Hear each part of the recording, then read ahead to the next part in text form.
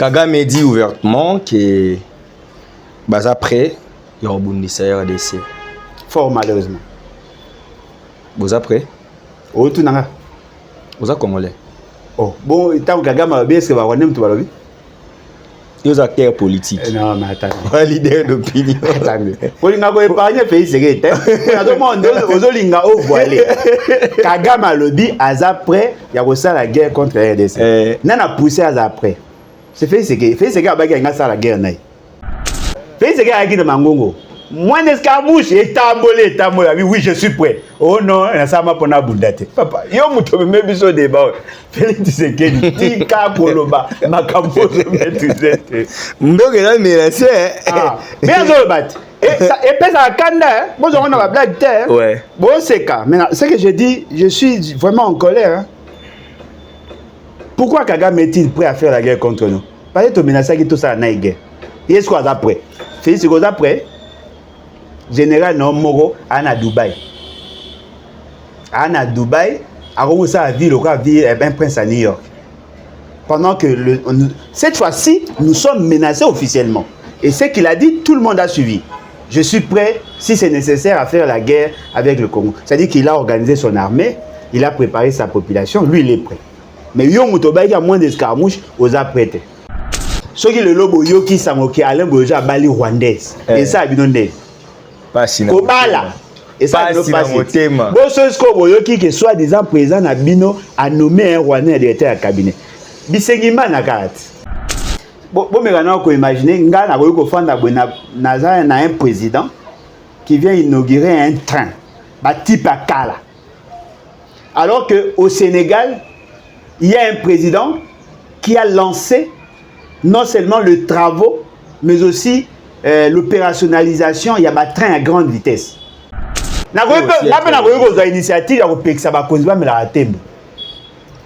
Allez, monsieur le procureur, on a aucun avatem.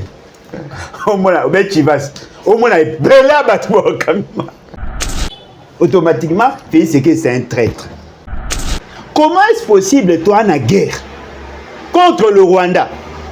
Mokonzi Nabino a nommé un Rwandais. Dossiers non sont sensibles et dans la sécurité et dans la diplomatie. Il maîtrise les indicateurs du pays. Tout. Et c'est lui qui engage, c'est lui qui certifie les actes posés par Félix Tshisekedi. Quand le mensonge prend l'ascenseur, la vérité prend l'escalier. On a promis, on va donner les jeeps aux députés. Il y aura des jeeps.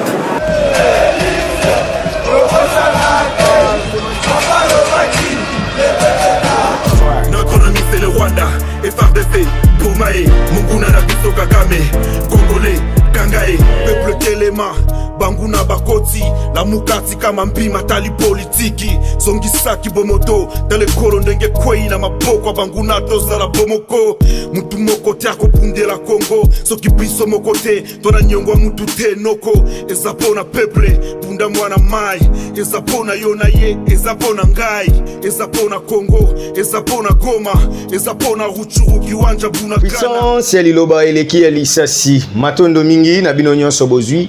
Libakuma lamu ya kolanda Archidic Info topesi bino mbote balandi ya masolo politique bisika nyonso bokutami esengeza ya koyeba ke boza ebele poto solola masolo ya République démocratique du Congo tokosenga bo partager bo liker bo commenter bo benga bo tokabola makanisi pona évolution ya Congo lokola boyebi makambo solola eza ebele ba propos ya Paul Kagame oyo ouvertement il déclare qu'il est prêt il y a qu'à combattre Bisso.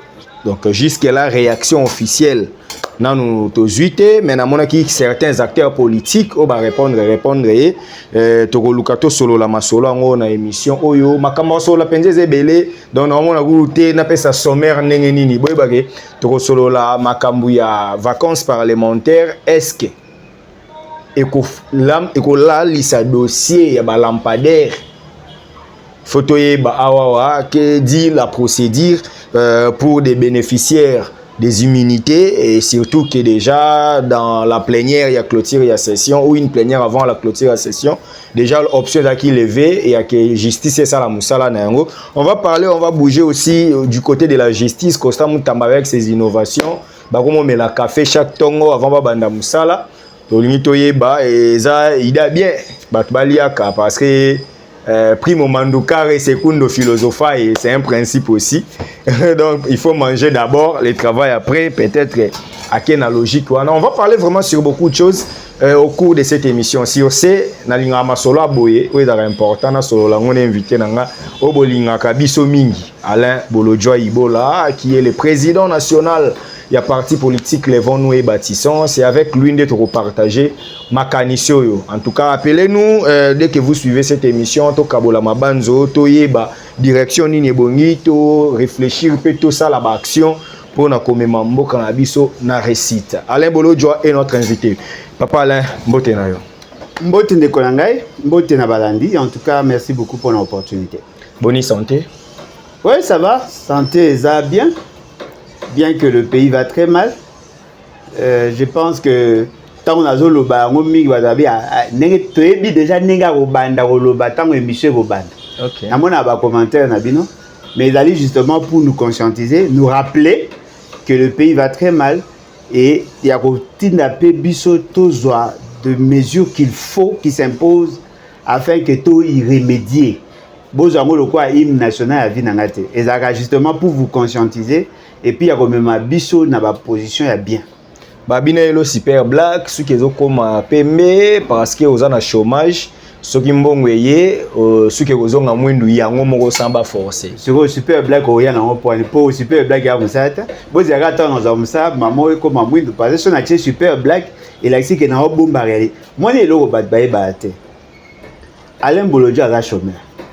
D'après définition na bino moko kutake pilo ebsinga osala ta ba 8 ans olia aka na mbonga ba locataire mibale ya ndako tonga na bi non mais effectivement na tonga bandako mibale pour que na liaka na mbongo wana justement pour mboka eza passe nga omona tonga ndako mibale na lela siko bao ba na ngote bo se sucia na bango te elo e kam sangeza bo se kabiso babola bobo biso to silika pona nini mboka eza mal géré bomona ate eza contradiction oyi pona silika pona za mobola d'après bino pona liaka na mbonga ba locataire d'après bino po batuloko anga toze ebele siko entre ngai ona tonga ndako mibaye na lela na muto ayibi mbongo ya leta amisombeli bandako ebele atambola na mituka ya cher na biso entre biso mbayo po nani po nga omwe na tonga ndako mibaye na lela na mbongo nanga bongo muto ayibi atongi bandako ebele asomi na bakata asomi na ba Émirats Arabes Unis na Dubai asomi na ba Marbella soki nini asomi na mbongo moyibi siko olingi na sepela na condition nanga alors que biso toza majoritaire mais bolingi muto ayibi na betele maboko bo raisonner bien ko na droit. Ce n'est pas parce que vous avez fait de nous des pauvres au bondimi le lobo seka biso bo pimela biso même le droit de revendiquer. Yango moy gloria senga à côté prison, à côté cacho. Pour le big et tolembi passe. Toze belé biso à tolembi passe. Bo seka ki mobola na biso te bo mi seka ne bino ba bo soutenir ba miibi. Et puis au moins la peu muto azo seka ngabwe em su pala na litoko. Vraiment. Alors na litoko mais le roi soutenir un voleur, il pense avoir être en droit. Bino bo comparer ngana Félix Sekeke. Je n'ai jamais été nourri grâce au salaire de ma femme. Jamais. Moi je travaille. Je suis consultant. Na assumé ma fonction, j'étais directeur dans une entreprise. Nazaki agent commercial na Kala quand j'étais étudiant. Et le nom de Bolodjoa, c'est le nom d'une entreprise qui a été tuée par l'État. Je n'ai jamais été pauvre, même pas une minute. Ça c'est bien. Alain Bolodjoa, passeport ils ont raté. C'est na loiba lo balanga voilà de quoi na tonganda omi balé à passi na za na droit passeport. Tout na ga moto akoma ba bilobela wana ebisa. Passeport exact. Passeport exact, bakanga passeport. Pour trouver la solution, affaires étrangères et kokiko ba peso passeport à sikate. Non, mata ba pesinga so ba pesinga passeport ya sika.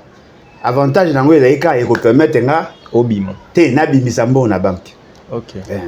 Parce que les gens ont bloqué. Moi, qui est ça, bon, on a banque, il faut une identité. J'en ai pas. Mais pour voyager, bateau va quand même on va payer ça va voyager. nga bakainga passeport mais batekeli Félix Sekedi passeport koka mwande oh ebo bino mbale bona problème oh yekuta na problème grave koleka nga ya ezani mais gestion boya yo criminalité financière yanga ezaka rapport à CPA na couleur suki na ngati parce que moi biso na toi toza différent toza na liseso ba le baga entre mutasuki pembe na libandi na mukolo voilà ngana na suki pembe meya na suki pe alors soki ba tikeli passeport parce que ba bi qu'il est président de la big membre de l'IDPS mais anga ba kangi pour ba lobi na critiquer ye or ko critiquer Félix Sekedi n'est pas un fait infractionnel et ngaki za malamu soki za que Alain Bolodjo est poursuivi par la justice on m'interdit de sortir je ne suis pas poursuivi par la justice mais on saisit mon passeport et ils ont mettre à nu des insuffisances à bateau bana pouvoir Alain Bolodjo to banda émission qu'on to respecter les normes hiérarchiques il y a information to bandi la présidence de la République président Tshisekedi après Afrique du Sud ko assisté Cyril Ramaphosa na prestation à serment à Kiti Lubumbashi inauguration il y a train il y a Société Nationale il y a Chemin de Fer SNCC et c'est quand même quelque chose après des années après des décennies SNCC au moins et son train na propre monde ça c'est un exploit. Alain Bolodjo attend que on dit maka ba action gouvernement mais oyo eze loko e kondimisa yo ke awa nanu musale salami malam. Siko, quel est le lien entre SNCC na gouvernement? SNCC c'est entreprise à l'État. Ouais. Moutozo chapeauté exécutif nan. Oh. SNCC c'est entreprise à l'État. C'est une société commerciale. Ouais. Ce qui va s'organiser na kati na bango pour que va somba train. Dites-moi quel est l'apport du gouvernement dans l'achat d'un train par une société où ils allaient dans autonomie de gestion. Bah oui, politique gouvernementale, bah normal qui bato a bien kuna, bato anande na vision ya chef de l'État. Ah ok. Ndé ba mobiliser recettes et bah ça. Donc bah normal bata bien te na Congo Airways. Wa yo ndé mutozo kanisa. Te. Ceux qui ba normal qui bata bien na SNCC. Yango ba sombi train. Sur un avion, poni ba osomba te. Parce que tu as un système à leasing tilelo. Donc la kisi que bateau a nommé na Congo Airways baza bateau ya bien te ya mwana to un avion te. Bongo na Transco. Basobi ba bisa sika ba fouti personnel, le problème à Transco ici, bongo na SNEL. Bongo na Régie des eaux. Bongo na Gécamine. Bongo na Miba. Bongo na ODK. Bongo na Onatras, SNPT. Bongo au moins te que raisonnement à bien de la ratinate. On inga na lingaka bata mayele balo bia mama mayele. Bato ba na mayele okokate ba betaka masolo nyonso. Omoni masolo nyonso ne ba ponaka masolo ni ya robeta. Là on peut pas évaluer la capacité d'une entreprise par le fait qu'il y a resomba train moko. Et puis quand vous appelez train, qu'est-ce que vous entendez par train? Basomi na ba wagon, basomi nyozo basomi ka tête kaka. On dirait locomotive na ba wagon. Ah basomi mobimba, basomi o combien sika to occasion. Siko au-delà de ça personnel bobongisi, bezaka même personnel. Bodanga bino tina te bino ba to soutenir IDPS. Il y a une réalité, on n'a pas de politique, il y a chemin de fer. On n'a pas de politique, il y a transport. Ça, ce sont des évidences. Non, Bemba est là, c'est déjà une solution. Ah, c'est Bemba qui est la solution. Non, Nenga et Babi, 6 avions. Et Somba Makalate. Et c'est Sombama. 8. 4. Et il y a un mois de juillet 2020. 4. Et il y a un mois de décembre 2020. Maintenant, on a fouillé. On va jouer. Parce que au fait, c'est qu'il y a le bar en congrès en 2019. Tilona et Komata, arrêtez de faire ma politique sensationnelle. Nous avons de vrais problèmes. Arrêtez de donner l'impression de nous amener de fausses solutions. Nous avons de vrais problèmes. Problème na biso ezali bateau bazar à la tête du pays n'ont pas la capacité de résoudre nos problèmes. C'est là maintenant le point à discorde. Bissonabin. Au lobby, M. Félix Sekeda s'est déplacé à Kendaki Wapi, Afrique du Sud. à Kendaki Afrique du Sud, l'investiture. Peut-être que vous voyez, il y a comme un retard, comme d'habitude. La prestation, c'est vraiment Ramaphosa. Ah, ça y est, comme un retard. Comme d'habitude, hein. Ce sont les critères, critique au presse Yamboka les sala. A comme un retard comme d'habitude. A commis Nakatanga a quelque sala lancement à travaux à service national. Et puis au lobby a quelque inauguré un train. Bon, mais maintenant qu'on imagine, nga na ko fanda na un président qui vient inaugurer un train, type à Kala. Alors qu'au Sénégal, il y a un président qui a lancé non seulement les travaux, mais aussi l'opérationnalisation. Il y a un train à grande vitesse. Ce qui n'existe pas. Ce qui n'existe pas. A inauguré un aéroport international de type moderne. A tongi un logement, a sali grande route. Mais la population s'est décidée de le mettre de côté. Macky Sall a eu à faire des réalisations qu'on ne peut même pas comparer avec M. Félix Sekeda. Il a fait combien de mandats? 2.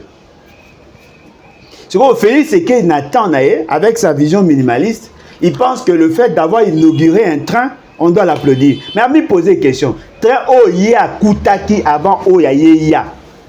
Moutoua Nazat. Balongolet. Peuple a posé ça bateau ba na vision minimaliste était. Bateau ba na approche court-termiste était. Nous voulons voir des grandes réalisations. Il faut créer des emplois, il faut donner à la République un système de transport adapté à nos réalités, à nos ambitions. Bossa la train, bandela train à Sika, bopé ça va transport de masse pour que la population aille vaquer facilement à ses occupations. Il faut tout comme ça moyen de transport comme plus fluide pour optimiser la chance il y a battu il y a beaucoup temps. Au moins il fait c'est à commune arrêta pour amener ça dans le Congo au comareta. Na voyo ko défier mutu nyonso ya IDPS qui peut quitter ndaku na esika afanda ka soka za par exemple na lemba limité consort à koma na centre ville à temps soka sali 1 heure du temps dans zéro.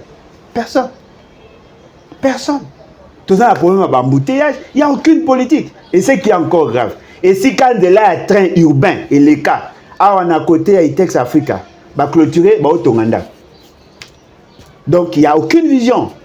Alors arrêtez à Ah, papa. Ah, pays a dirigé, tout ça, chef de l'État, tout ça, président de fait. Comment gestion du type familial.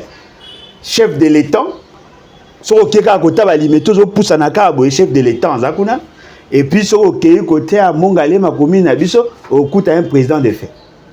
Ba wonde ba za ko décider quand est-ce qu'il faut vendre tous les triangles là où on a laissé des espaces verts pour na ke mboka y respirer et zo moi mon pépé malam nyonso ba teki. Il y a aucune vision. Voilà. Et à Sony ko za diriger na bateau ba imamte. Et à Sony Alain Bolodjoa, on reste à la présidence. Il y a un conflit où il est commis Komata. Photo Lobayango. Bande quoi IDPS baso critiquer sévèrement l'église Philadelphie. Bon, pas autorité, mais certains parlementaires debout, certains communicateurs qui qualifient même de pasteur Anthony d'un Rwandais et pasteur Roland d'un Rwandais aussi, que Félix Tshisekedi a deux partis. Parti moro spirituel ndeza Philadelphie oya lingara mingi oya zo nommé balobi dirkab ya mama azam mama pasteur lelo yo papa pas zui dirkab pasteur à Philadelphie père spirituel Roland Dalo bango kakande bazana ba privilège au détriment ya bato IDPS oyo babunda lelo IDPS c'est sans menacer nalanda ikutu mama moko boyepe na ebiete me babe za politicienne alobi Pasteur Roland Dalo andima pe ba critique ya IDPS comme un challenger. Pour bango ba considérer le sous-pasteur était ba considérer comme allié politique na bango o ba ko ipe ko bete ba kundenge balingi. Ouais ouais. Lelo yo. Est-ce que c'est une imprudence? Il y a président Tshisekedi kocha ba membre ya Philadelphie o azana confiance na bango pembeni na ye to e fala ki pe azana ba quota o ya ye akocha bato ya lingi. Parce que moi boyo kanizate entre IDPS na Philadelphie. Bon, baza na bango tinate déjà au départ. On a déjà mututo ayebi Bato Philadelphie. bata IDPS. Baza na bango tinate, ça c'est déjà connu.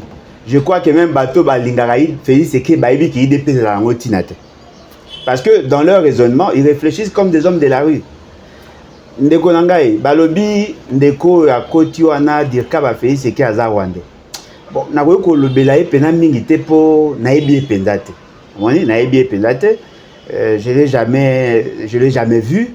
Na ko yeba ka tango ba nommé et surtout tango ba komisa ki mokonza anapi. Na yoka kombo na yeme na yeba kate kazali ezaye en fait na saki rapprochement avec le visage te.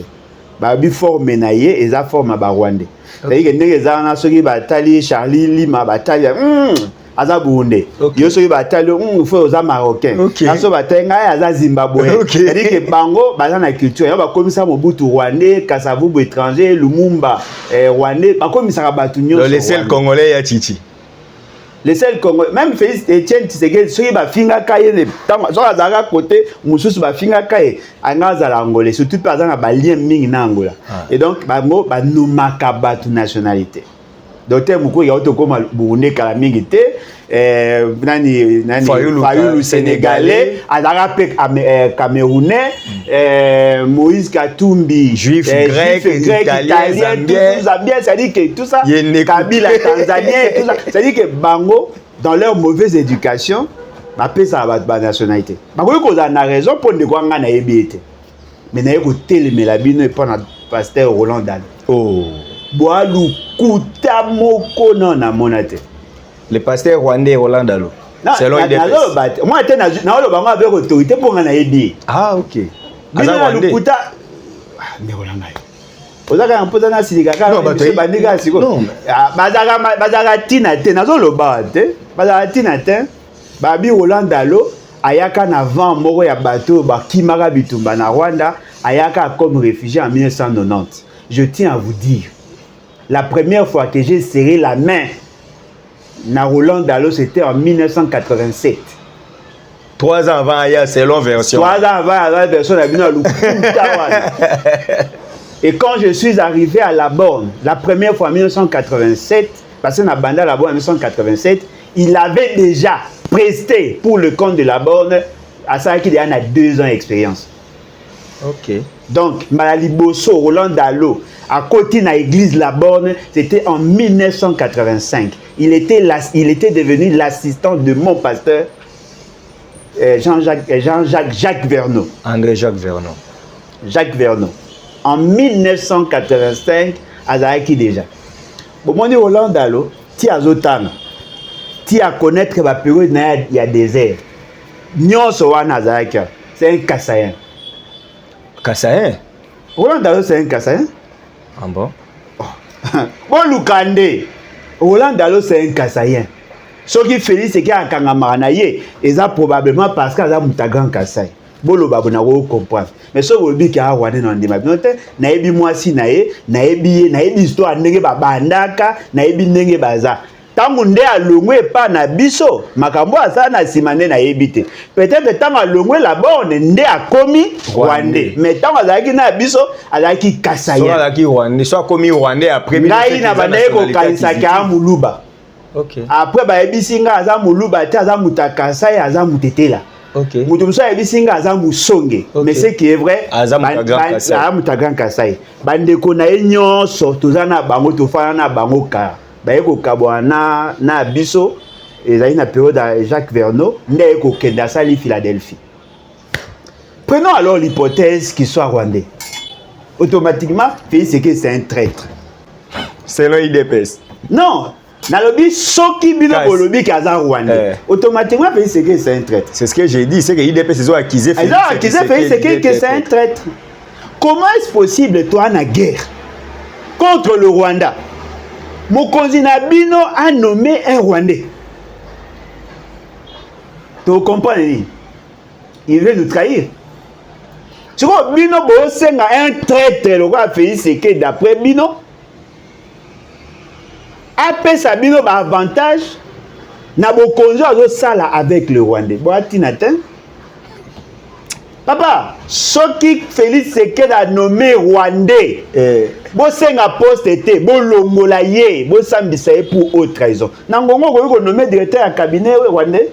Mouto a supposé à cause de toutes les informations. Parce que toute la correspondance qui est dans la présidence, ça passe par son directeur de cabinet. Évidemment. Dossiers sont sensibles et dans la sécurité et dans la diplomatie. Il maîtrise les indicateurs du pays. Tout.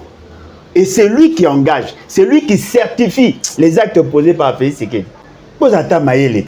Vous dites que Félix Tshisekedi c'est un traître. Mais nous avons droit au lobby. Parce que le lobby a un tout boire traître. Oh. Négonangaï. Le lobby, ceux qui le lobby yoki samoki Alain Boja bali rwandaise. Et ça binonde. Pas si na. Kobala. Et ça pas si na motema. Bon ceux qui boyoki que soit disant président na bino a nommé un Rwandais directeur à cabinet. Bisengima na carte. Mobutu yombe ngina loba. Donc la question c'est que c'est un traître. Ce qu'on traître en gros, on va nommer directeur à cabinet. A remplacer nan. A remplacer Guylaine Nyembo. J'espère qu'il y a honnête. A remplacer Guylaine Nyembo qui n'était pas de l'IDPS. Ok. Sur le bino IDPS, il est là. Pour nani ba nommer directeur à cabinet en dehors de l'IDPS. Mais bon, il s'agit de combien de directeurs il y a cabinet fait ce qu'il y a ça à nommer au baba de l'IDPS. Bon, et Béran Kolongele. Oh, il a remplacé. Caméré. Alors, le premier directeur à cabinet, il a remplacé INC. Yami Balé, aïe au sal allié, aïe au sal adine. Après Kolongele, aïe au sal intérim. Après on a Balongoli Baché allié. Félix Tshisekedi n'a pas trouvé une bonne personne dans l'IDPS qui peut assumer cette fonction. Prenons alors l'hypothèse. Certaines sources disent que les gens de l'IDPS entendaient que ce soit Maître Chaban Ilouko, Jacques Men. Or, mais à lobby, Azaki d'ailleurs conseiller politique. Les Konangaï, Bagui Bacha est directeur à cabinet. La personne qui a... Parce que ce lobby qui est bon, c'est qui veut dire qu'il n'a pas l'intelligence nécessaire pour se choisir de bonnes personnes, n'a pas poste stratégique. PCI est ministère intérieur. Bien au but de ministère intérieur, ça y est, direction à cabinet. Chico n'a pas posé la question. Botangelanga, 2 ministres et 2 personnes qui ont excellé. 2. Papa, moi on a un problème à personnel politique. Il faut avoir la vérité pour ça, bino passe. Bon, on a carence à personnel politique. Nyonso bino bonoma, nyonso soit muyibi, soit incompétent, soit à finga ba président ba pays mususu.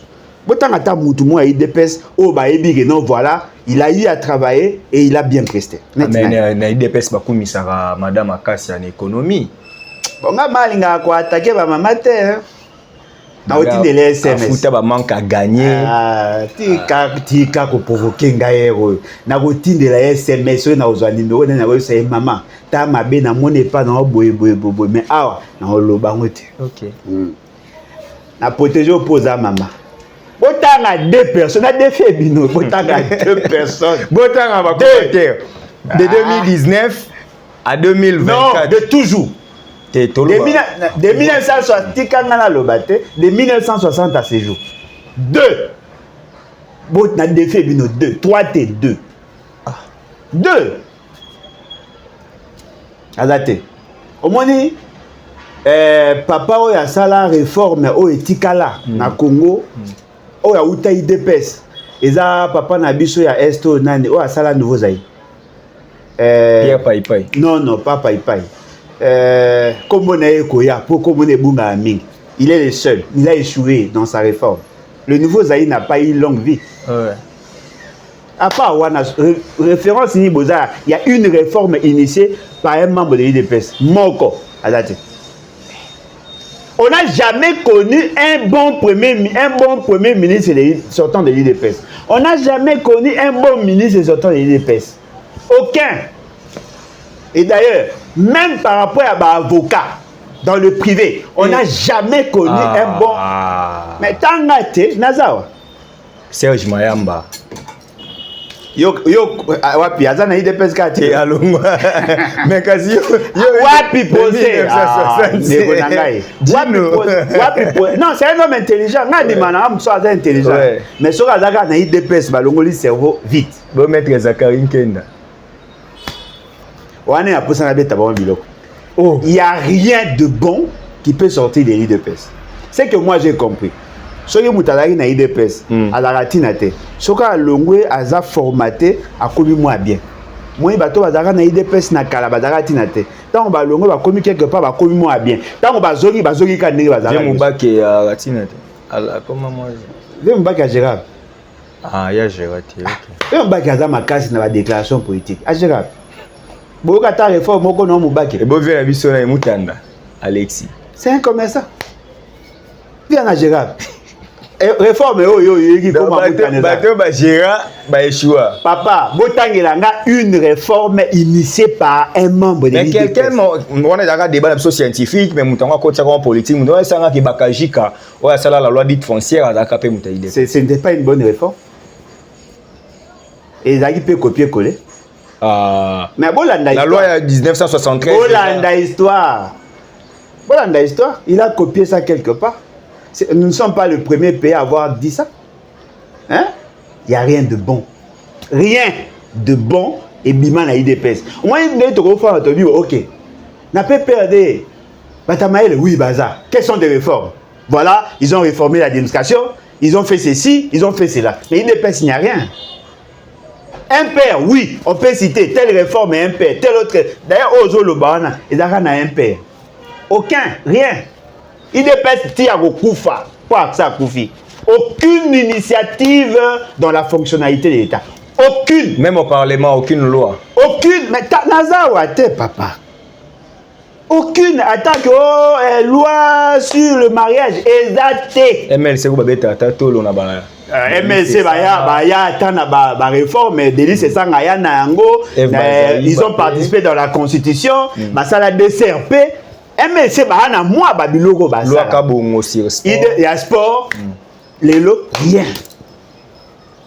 on dit bo se perd na IDPS par défaut on dit IDPS na l'autre bata malonga ya moko na ndenge ya bomoto baza mais na ndenge pela ke ono to kanisa ye po asa yo na franc neti moi mi balé mi certes ya moi bomoto na IDPS non mais bata moi neti je Jacques Chabani apparemment, il a traité certains dossiers Nabomoto. On a senti qu'il avait quand même de la personnalité. Ok. Et puis, tu as fait Moromi Balé, Bazar Bango. Qu'est-ce que Moromi Balé? Nabomoto. Bazar Bango. Neti. Nathangi de Jacques Mekoki. Nathangi de Jacques. Oh, il y a un problème personnel. Moutou a Rozala. On va poser Moutounion sur la opposition à la majorité. Il y a soi-disant au pouvoir. Retourner Jacques. Ok. Alors, vous êtes incompétent. Mais, Nabomoto senti que un moyen d'éducation est bien. C'est-à-dire qu'il peut aborder sur des grandes questions, mais garde un tempérament calme. Okay. Il n'est pas haineux comme les restes de l'IDPS. Il n'est pas haineux.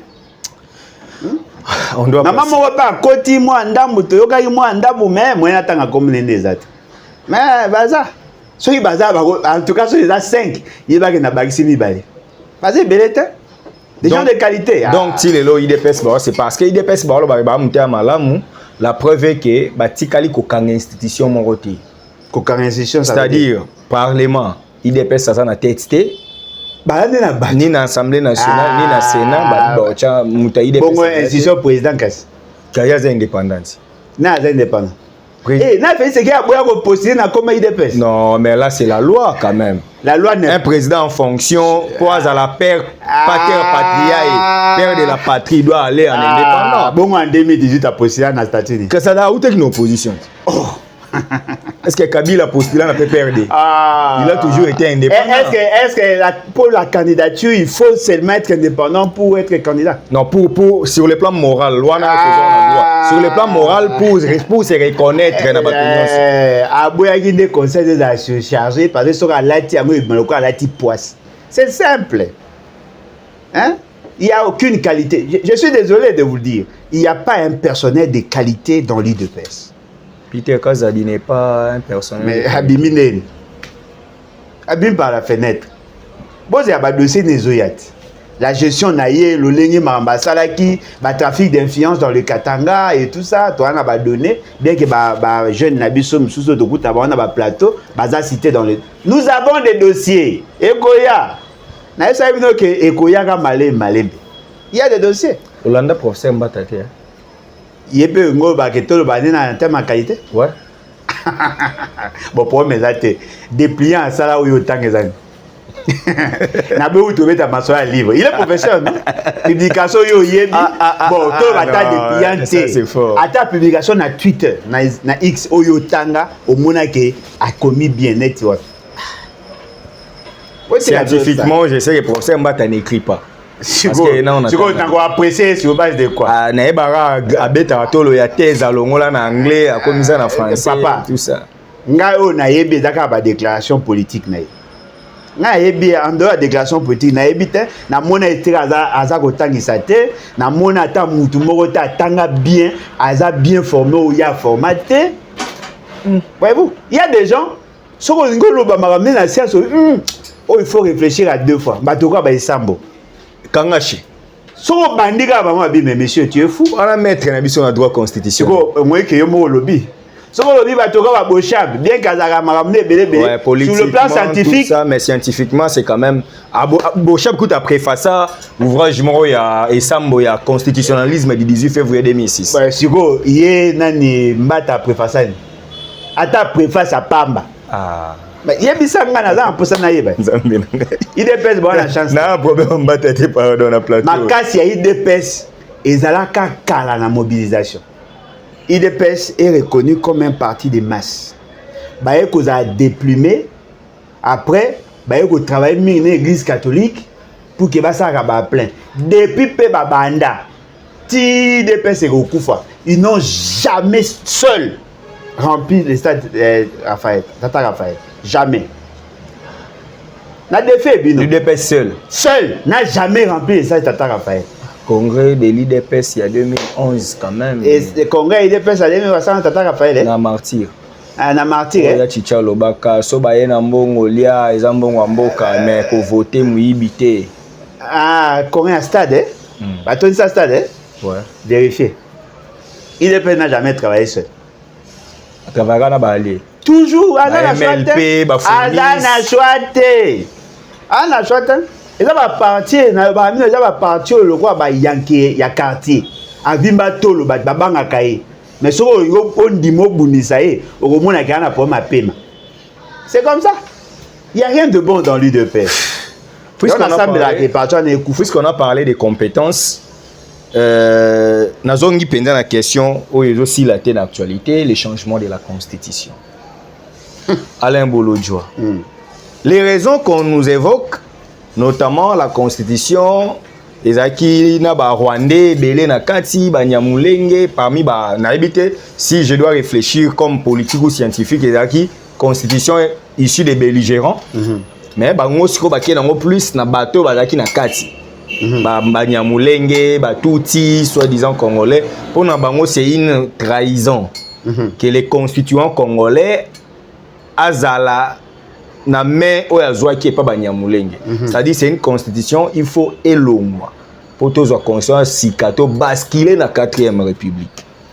Ah raison ya moi ba PC. Non kasi babi constitution za ba Rwandais baza na même mise. Ya ba raison ya moi ba PC. Ouais. Oui, c'est plausible, oui. Notaire, j'ai pas de notaire. Et la constitution dit que waku dia na tout nos questions on peut to meka ko évoluer nango mais ils ont trop. Non, si c'est ça la raison fondamentale, c'est prenable, c'est discutable. Oui. Ouais. Vous êtes d'accord qu'il y ait le changement de la constitution? Non, on a pour sauver maintenant les pays entièrement. Il y a un azoloba. Moi je suis clair. Tant que ineptie n'a pas bois kaka. Ce qui va lobby que il y a eu la participation de Rwandais dans la conception et la constitution. Oui, c'est prénable. On peut en discuter et on peut tomber d'accord dans une certaine mesure. Et là, vous êtes d'accord qu'il y ait les changements? Non, attention. Dans le lobby, ce qui est raison fondamentale, il y a pour changer la constitution, c'est discutable, c'est prénable, c'est plausible. Discutons alors sur ça. Non. Il faut discuter, il faut poser une question par rapport à la réaction de Bango. Moi, j'ai dit, si c'est ça, la raison fondamentale, c'est plausible. Mais la grande question, qui peut me donner une disposition de la Constitution qui reconnaît l'existence d'une communauté, d'une tribu qui s'appellerait Banyamulenge?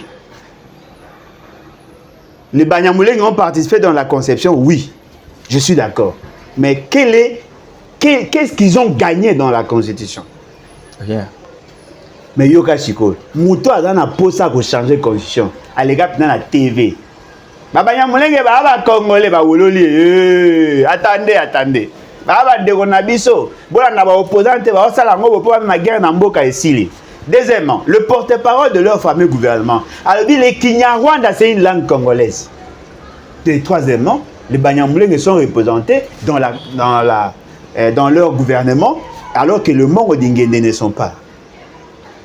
Siko bino boana ba Banyamulenge, bino boana ba Rwandais ou bobenga ba Rwandais. Mais bolingi bo changer constitution pour ba Rwandais bazalaki. Mais oh bazana bino bolongo na ba honte. Oh, mais on a tout ça sérieux. Bolongo ba Banyamulenge na gouvernement bino. Est-ce que boyebi que dans le cabinet a fait ce que bazar? Est-ce que boyebi que dans le gouvernement bazar? Est-ce que boyebi que dans les stratégies a fait ce que na ba task force ne bazar? Est-ce que yebi que fait ce qui a ça bango ba avantage? Est-ce que yebi que ba na ambassade na biso? Bobi que ba congolais. Siko bolingi to sandeni. To ndima ya ko changer constitution pour ba Banyamulenge bazalaki, mais to sala ngo na ba Banyamulenge. Ya ngo na raisonnement bino. Bozala na bino tinate. Na yebi que bozala na bino tinate. Et puis on insiste là. Vous avez un problème de méthode d'analyse. Moi je suis d'accord que l'esprit ya bango soki ezalaki na kati elongwa mais bino boana bango yoko a méthode de recherche en sciences sociales ozako nazo yango ba po ebele et puis na bato batangisa natanga esike ebele esike ebele mais loko ezali vrai les recteurs ya université ya mende o mala bengi université ya ndengo oyangaji atangisa ngape aza l'un des professeurs natanga yango 7 places MRS. Donc, aux unis, IRS, aux autres méthodes. Moi, je suis formé pour être analyste, non? Le jour où l'État a engagé, on ne peut pas être flic et ne pas être analyste. Oui, mais on a ma solo et analyse, une analyse médiatique et intervention. Na lo ina episode déjà pour battre le banin azoluka musala bando pese mbongo kwa kenda koloba na plateau na musala makasi. Ah, Bosco qui vous voulez aussi à Nesso Moussa exact. Nalo comme ça. Il y a un ensemble qui fait ce qu'il a remplacé. Ah, papa. Ni kiti ça mutana na. Mutoka fait ce qu'il a commis président à comme président. Mutana signé. Ah. Oh, mais ngabe rose signature. Yo bena nommé bata bien. Na oui pour remplacer. Biso ba tuko bunda to met na ba classe. Tomoni pelelo yo jeune frère na yo opposant a commis ministre de la justice opposant. Mais bon monde nommé ba opposant. Ba nommé opposant. Alongwa kala. Président ya Dipro. Recruter déjà ba recruter une équipe nationale kala. Alongwa kala na réserve. Alongwa kala. Qui a aidé Félix Tshisekedi d'avoir à légitimer la CENI? D'après vous, c'est lui. Non, on dit quand même on vous a fragilisé aujourd'hui. Vous ne pouvez pas critiquer la justice congolaise parce qu'elle est à la main d'un opposant. Ah, si c'est comme ça, on ne peut même pas critiquer la gouvernance. Il y a Félix Tshisekedi parce qu'il fut opposant. Moi, il y a le même raisonnement. Il fut opposant, il est à la majorité. Mais il a pioché dans l'opposition. Mais de la même manière, Félix Tshisekedi a été pioché aussi par Kabila. Ah. De la même manière, au moins des ans, la structuration de la pensée et c'est il faut la notion à logique formelle.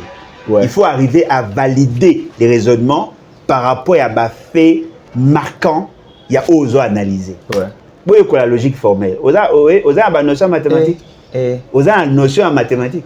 Il y a au moins raisonnement mais la logique des sciences. Non, mais la logique formelle. Hein? Moi, pour valider une pensée, et c'est une exigence, c'est une technique. Félix Tshisekedi est issu de l'opposition. À cette époque, c'est Kabila qui était dans l'opposition. Juillet, Matissé. Mais là, ce que vous remarquez, Félix Tshisekedi n'a au moins le roi Jonas. Au bord de la main. Fin. Voilà. Constant a succès aux actions opposantes. Alors, on va cala. Non, mais quand même, Mimi, Mambasika, l'innovation. Non, mais quel est le rapport entre le café et la justice? Non, mais c'est-à-dire, à lobby, il faut d'abord manger pour mieux exercer les fonctions. C'est-à-dire, Moutoyo a mêlé déjà moi Tchakai, a aussi un dossier, tout ça. Et puis, il y a un élément, il avait instruit au parquet général de la République pour balandela batoyo baza ba hétérosexualité et notamment déviation et puis parquet pas saisi annoncé ba instruit ba magistrat ti siko ibisengelo wa malonga ça était ba komo kanga ba non mais attendez attendez à instituer bloga olia comme réforme dans l'administration. C'est ça, non? C'est-à-dire que si la justice du Congo ne fonctionnait pas bien, c'est parce que justement, mais la tité la justice. Parce qu'il y a institué en haut. C'est ça la réforme. Na moi la comédie mais bois souka. Il y a tanga ICC, tanga na IPC. Na IPC. Bon, moi je suis protestant, moi na critiquer. Mais et quoi arriver à moi au fandi boy. Monsieur, tu as étudié où na tout ça, lobana no lobi pas ici à Bobé TFM. Parce que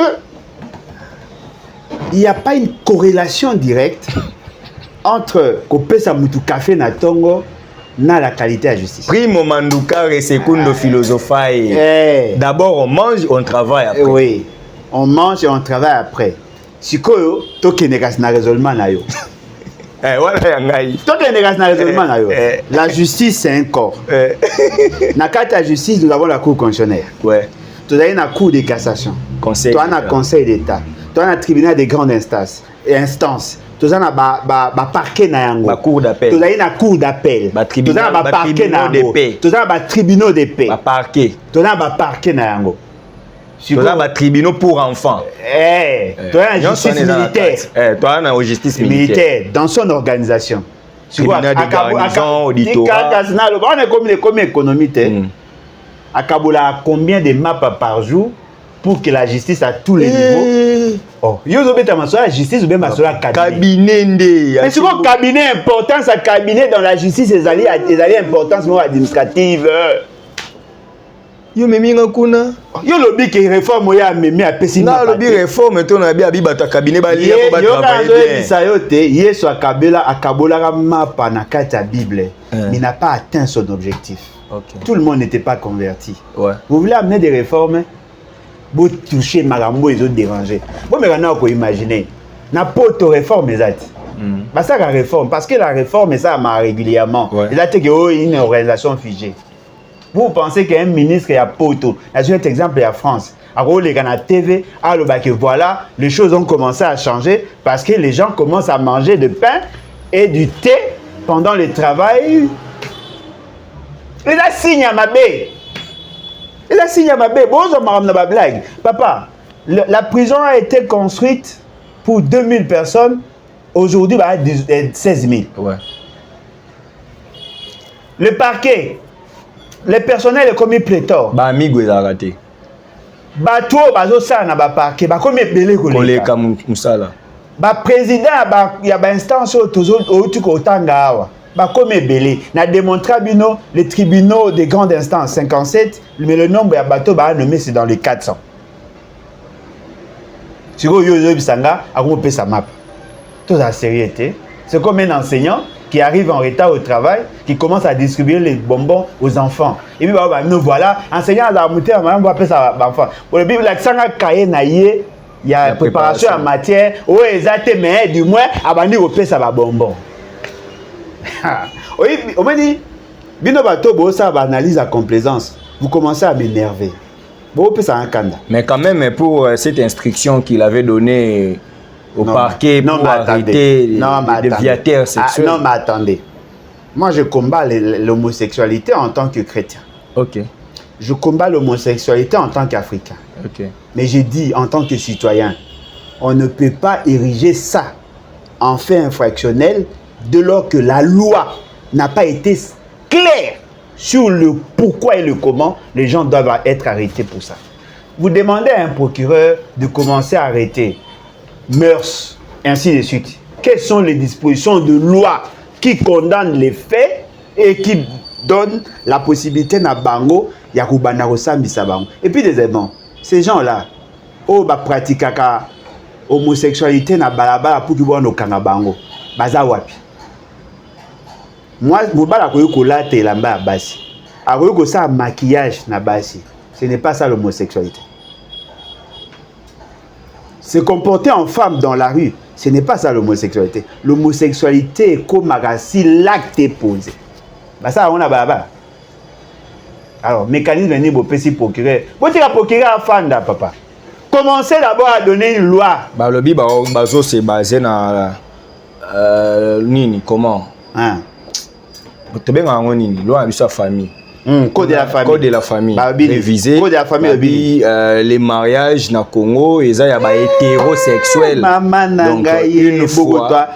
Non mais attendez, l'homosexualité est liée au mariage? Non, c'est-à-dire des relations sexuelles doivent être pour des hétéros et non pour des même la Constitution le dit. Même la Constitution le dit. Mobala kobala, muto ya lingi de sexe opposé. Azaka majeur. Mais l'homosexualité n'est pas liée au mariage. Okay. Les gens confondent l'homosexualité et le fait de passer na coït na muto boane na sexe moko. C'est ça l'homosexualité. Mais le mariage, il y a homosexuel, et c'est l'homme sous. Les gens peuvent pratiquer l'homosexualité sans nécessairement se marier. Tu vois, il y a mariage. Et même s'ils cohabitent, tant qu'il n'y a pas. Non, mais tant qu'il n'y a pas mariage, la Constitution n'a pas une déviation. Tu vois, Mouto a lancé un débat où il avait fait une proposition de loi dans ce sens. Ceux qui ont changé Makambo, prenez cette proposition de loi, vous commisez une loi. Tant que commis loi, vous promulguez en ce moment-là, les gens seront poursuivis. Et puis plus loin, le code pénal aussi doit être...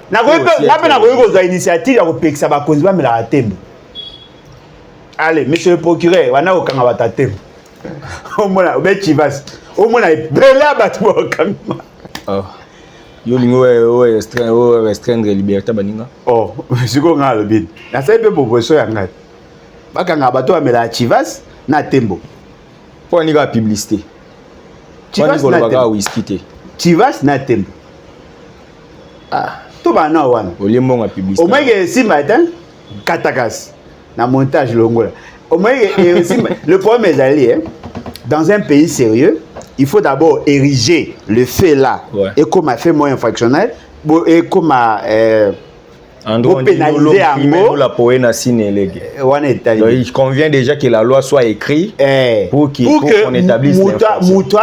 Que je suis jugé sur pied de telle disposition, je serai condamné. Bo promulguer ango, bo vulgariser ango, batuba yeba. La différence qu'il y a entre l'État et moi je suis seul. Ma pensée peut compter, mais ça n'a pas force de loi. Si vous arrivez à assumer des fonctions, la saut d'humeur, commissaire responsabilité de l'État. Oh, l'État agit par des normes. S'il n'y a pas de normes, il n'y a pas d'acte. Les actes ayant force de loi. Et mais c'est que aussi, moi je me demande. Alors, ma émotion, il est trop jeune. Constant, trop jeune à 36 ans. Non, mais apparemment, oui. Fanny Boye, le monde va couper avant âge. Non, on peut être jeune en âge et être jeune aussi en esprit. Il est doctorant en droit, il est avocat, il était mandataire des mines. Eh, na mini kuna sani. Nalandela te. Tena tout ay kas. Ya on la ça bo ça erreur. Et loko ezali vrai na fani pena boy, paf mutu mo akiti na mbwa. Spectacle. Après ami balé paf, mutu mo akomo pesa ba mapa. Ba filmer eh mbala liboso mama et ça combien de temps? Et que ça là combien de temps? Azong c'est bon on premier voyage ça que mais. Et que ça là combien de temps? Et puis quelle est la ligne de crédit que supporter wana? Au pesi ba tu na ila ka linga pe azara na ça ba journée na ngana pa. Na ça il sera ba saucisse, ba fromage, ba biloko ba wale. Ça ngo chaque jour. Moi, il a publicité les na TV. Le lot va savoir combien? Combien de petits va mêler? Bah avec sa vidéo à l'autre. Bah avec sa vidéo il y a lobo kuna, il y a lobo kuna, il y a lobo kuna, il y a lobo kuna. Ah, côté la politique sensationnelle. Nous avons des vrais problèmes. On a besoin de vraies solutions. Voilà. Alain Bolodjoa. Oui, depuis ton bandit, le bête l'eau à malonga, bah ça a été. Moi, comme la difficulté, il y a que le bâté l'eau à malonga, bah ça. Et ça, c'est Moussou Wap. Ministre dit Moussou, ça est sensationnel. Attenez Moussou Bassali. Le gouvernement a bien. Bah démissionner. Jacques Men a bien qui. Maître Jacques Men, hein, ministre de l'Intérieur. Ah, je mets. Bon, son excellence, Monsieur le VPM, ministre de l'Intérieur et décentralisation affaires coutumières. Bah qui c'est ce Moussou? Oh, on a pas attribution. Bah qui c'est ancien secrétaire général, président il y a cellule ce qui est électoral et IDPS. Bah qui ça? A bengi ba gouverneur, a sololina bango a validé. Dans des aboués, le gouverneur déjà ba côté en fonction. Grâce Bilolo na Congo central. Non attendez, a bengi ba gouverneur. Le gouverneur a déjà été investi. Les gouverneurs sont investis par une ordonnance. Les gouverneurs ont déjà été investis. A bengi bango après a validé nini. Il a le pouvoir de savoir ça. Non, peut-être qu'il est Papa, et ça domaine na bino ba juriste était. Est-ce que le vice-premier ministre, le ministre en charge de l'Intérieur a le pouvoir de valider les mandats? Légalement non. Alors, bon, ce qu'il y a légalement ou bien illégalement? Au bandit, j'ai retiré tout ce que j'avais dit. Ah, j'ai retiré, papa. Vous n'avez pas le droit de valider. La conditionnalité, c'est l'investiture. Ils ont été investis par une ordonnance. Ils devaient être notifiés. Vous avez été validé, investi, et par telle ordonnance. Mais c'est ce qu'il a fait, peut-être que c'est moi qui ai mal prononcé. Eh, le gros prononcé m'a attaqué. Jusqu'au temps où corriger, la notifié, Kassi. La notification, c'est moi qui suis fautif dans la notification, ça m'a pas papier, pas par présentiel. Non, mais Bazar qui présent quand même, il a fait. C'était aussi une orientation, prise de contact. Là maintenant, je comprends. Je comprends. Si c'est comme ça, c'est bon. On a très sensible, les gars. Si c'est comme ça, c'est bon. Il est dans le droit de le faire. Babandi Moussala. Ah non, Babandi Moussala, t'es. Tenante. Ah. Daniel Bumba Bandi. Moni, ma papa. Ma bandi. Daniel Bumba. Ah, bon, ne m'agis pas ça, des faits de mode. T'es nabe au moni quand même. Na mona nini. Oh, bah soutien, bah poids. Daniel Bumba, logo hôtel de ville, donc au sommes appelé papa na cadre soutien. Mais yoga ce qu'on a besoin na ogna yebi. Logo hôtel de ville vous a utilisé caca par la ville. Moutou nyonso a ça la conception à logo hôtel de ville à rendre en go public sans l'aval hôtel de ville, c'est un fait infractionnel. Donc ta sali ma papa. C'est un bien qui appartient à l'État. Bah oui go tiango na document à moutou moussou té. Parce que l'État a payé les prix. Bah ça en go par concours. Vous voyez bien ouais. Et ça œuvre de l'esprit payé par l'État. Et ndeko na biso a concevoir Kayango et d'accord à l'époque André Kimbuta. Ouais. C'est un bien public. C'est un bien privé de l'État, pardon. Ce que ça il il faut pas poursuivre. Au te kango to ça il a monté. Ça bien l'État. Ce que lobini mutumo a joué à ça il à ça non ma papa. Ce que ma papa n'a fonction rapport exact. Et l'ex-gouverneur a aimé. Et abe mutai mama nangai nzambe nangai. Abe mutai de ouais yo hein. Économie sani. Économie sani. Quel est le rapport entre... Mais l'économie, c'est Toyokola déjà... na droit civil toyekola le droit à propriété tout ça ce qui atangaki yango te eza faute ya baprofesseur na ye papa botika bablague toi na bavrai problème hein toi na baproblème grave. Kagame dit ouvertement que baza prêt ya kobundisa RDC fort malheureusement boza prêt otunanga boza congolais oh bon tant Kagame a bien ce que va rendre tout balobi les acteurs politiques. Non, mais attends. Un leader d'opinion. Pour l'inga épargner pays secret. À tout monde aux linga au voilé. Kagame a lobby aza prêt, il y a aussi la guerre contre la RDC. Nana poussé aza prêt. C'est fait ce que a ça la guerre naï. C'est comme Mouto et Ngaro Beta. Ah, na kainsi le mot. Nazaki na deuxième des humanités, deuxième secondaire. Ouais. Na komi na 4 classe, premier jour, deuxième jour, il y a moro ba échoué 2 fois. Azaki na rata salle. Aye, adungu ça. Na master mo bongo. Akobi ko menacer ba na rata salle. Ko ngasko na ota imbanda la période. Molimo abitumba 2 fois te. Eh, bi oto fuka na bo fuka. Yo, petit soko fuka mte na beta bité oleko na zela yo ngane na oya. Et comme non, tu vois et tout ça yo fuka maganga bité na fuka mato ko beta na beta.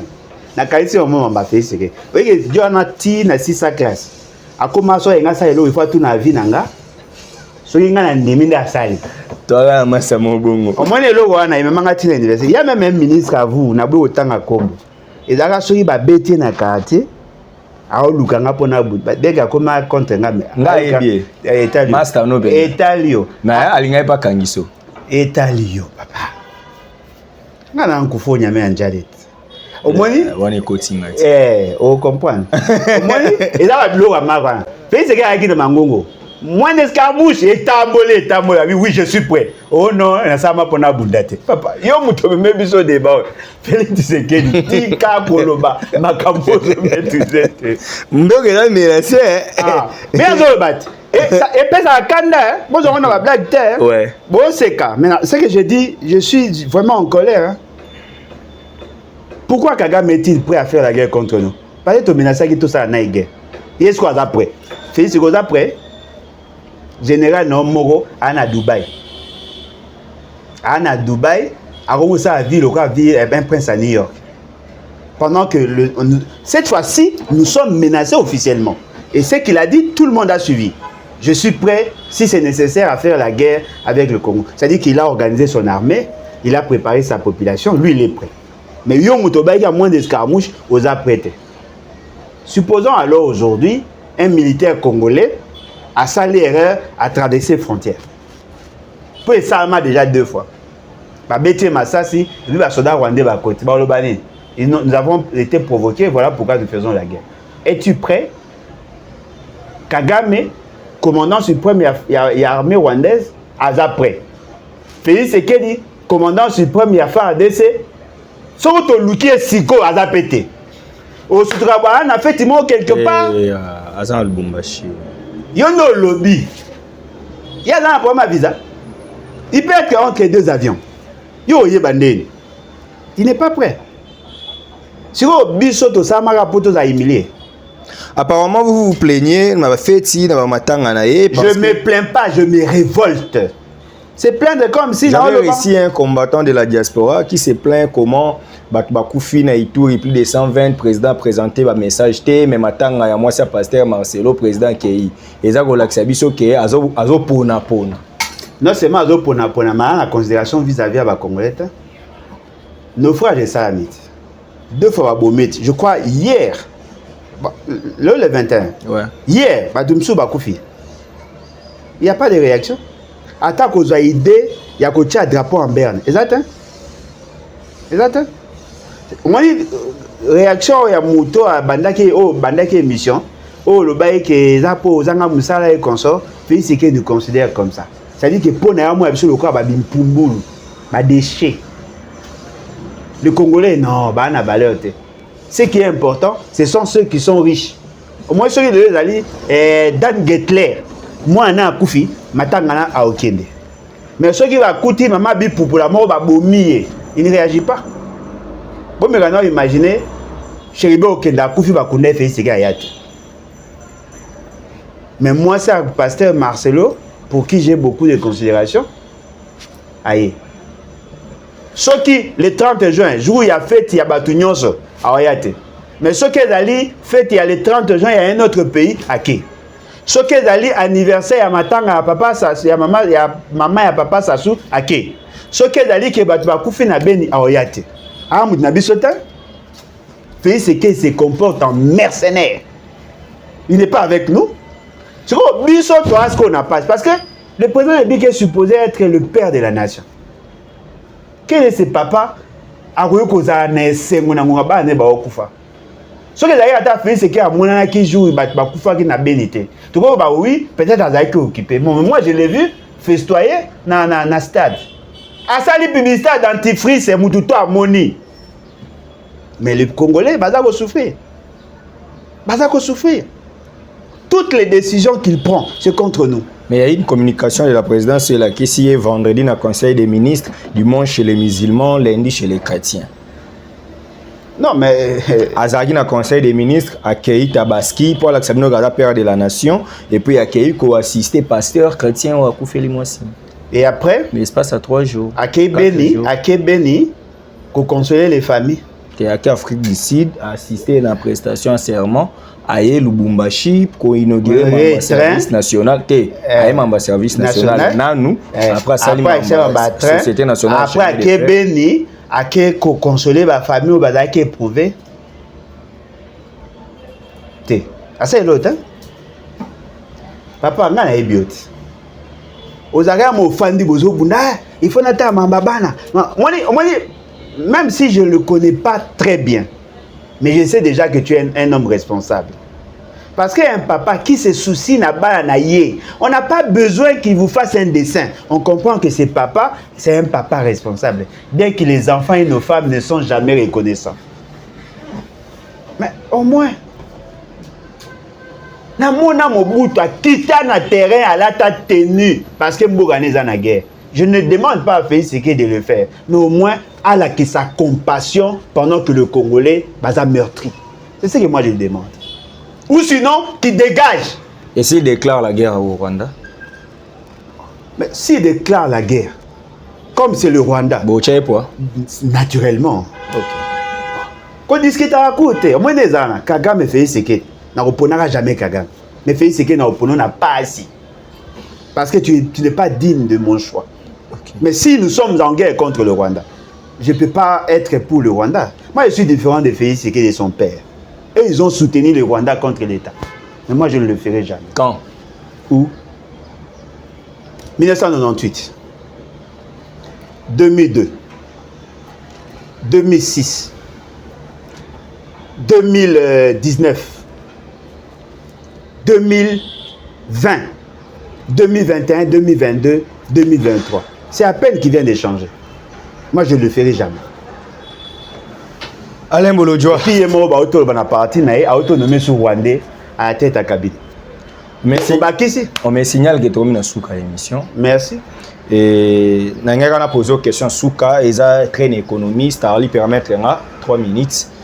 Et to conclure wana ba gag ezo tambola na ba vidéo ba ndeko ba ko tambola nango ba cha 2025 to 2030 au Congo mutake salon de coiffure et obi mabata tarif 20 000 francs. Mona mutape si $10 bazong c'est les 82 000 francs. Eza ba gag mengai étant que parents et memenga moi musika kotala. Message na bango ezaki dans une année j'ai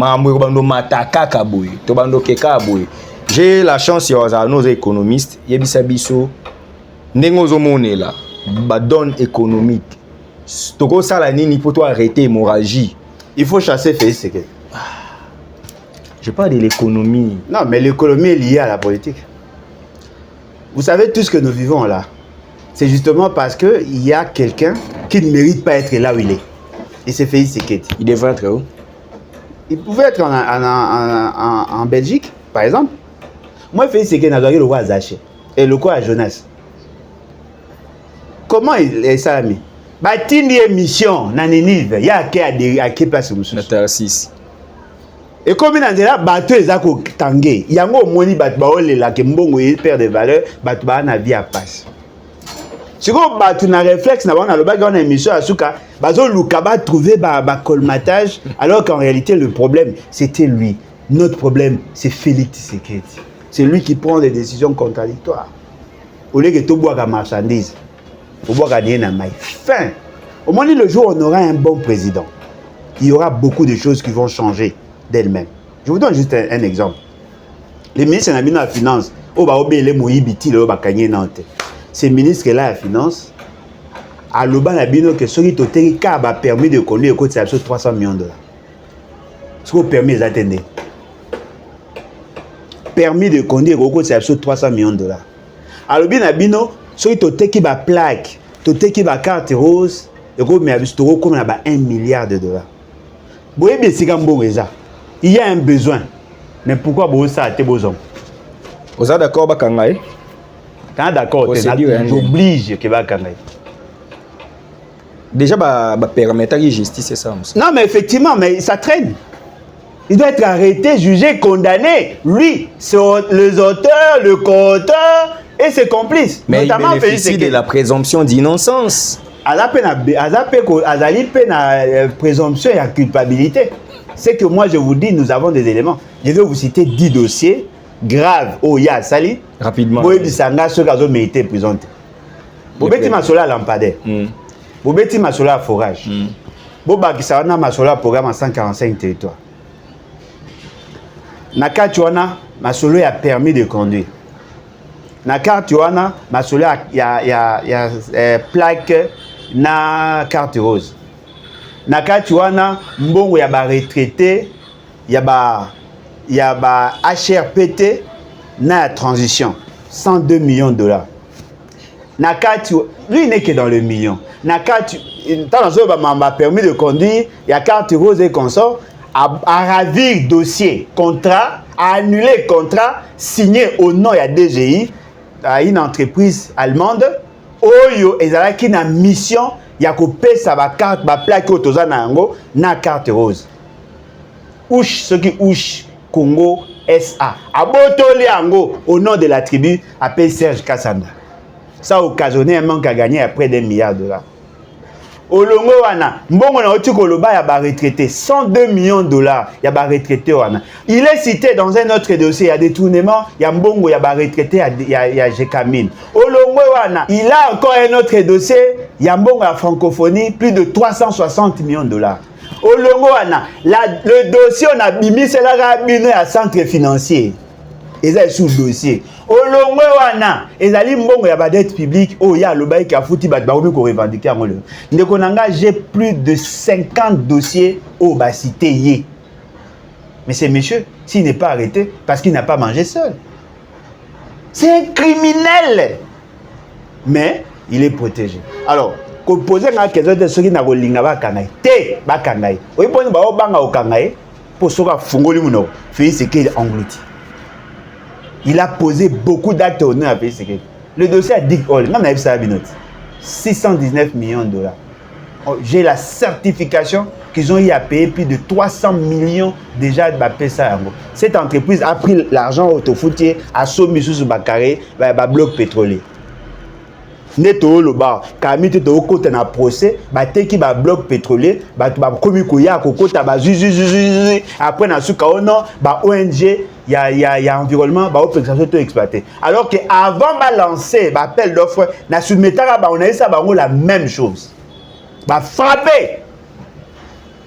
Alors, le quoi bolingi bango, bolinga bango, mais moi je le considère comme les résidus de la société. S'il n'est pas arrêté, Félix Tshisekedi doit payer les prix. C'est par ici que nous bouclons l'émission. Et attends, te boucler, na lobby quand même. Boyoka. Ça fait mal, hein? Donc je n'ai pas voulu même commenter parce que ce sont des dossiers où les députés ont un banda kalobaki et des éléments saillants. Donc, ah mon Dieu, non, on rigole quand même parce qu'on est humain, mais ça fait mal. Ça fait mal, bon. Que la justice soit faite. Tozota là. Quelle justice? Constamment Kamba bato centre financier ba yaki jour wana pas na papa lobela biso yo reste aventure ya ko lobela bango pona makambo ya rémunération mais muta ko lobela biso te peuple pona makambo ya financement ba tio ke ba bema ba mbote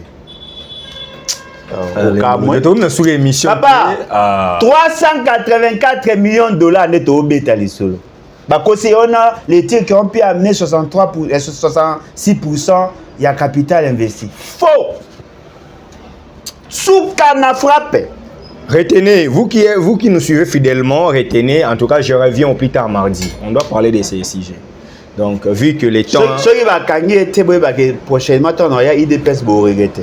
Le temps est largement dépassé, donc nous sommes arrivés à la fin de cette émission, vous et moi. En tout cas, je vous promets d'ici mardi, il faut revenir dans le dossier parce que c'est très, très sensible. Ministre Sport à l'Eli. Nalandi Didier Boudinou, Azolo Bamamba francophonie. En tout cas, je vous promets, consommer cette émission. Aujourd'hui, nous sommes vendredi, Nebota Langobo et samedi. En tout cas, au plus tard mardi, je reviens. Tobé Tamasolo, où il y a Stade Tata Raphaël, ministre Didier Boudimbo. Il y a sport à l'Eli, qui est mon auto, il y a francophonie, Moussale Salamate. Donc, s'il vous plaît, les centres, en tout cas, ne mettez pas regarder. S'il vous plaît, le temps nous est parti. Nous allons revenir mardi avec force détail. Nanabino, Tokutani très prochainement. Merci ingénieur Starly Lima. Merci à tout le monde qui ne cesse de nous soutenir. Tokutani très prochainement pour un nouveau numéro de votre émission Masolo politique. Quand est le peuple congolais, mi bundela. Pour ce que mi bundelité, bundela yo azate. Puissance, salut loba. Et les qui est Lissassi. Merci.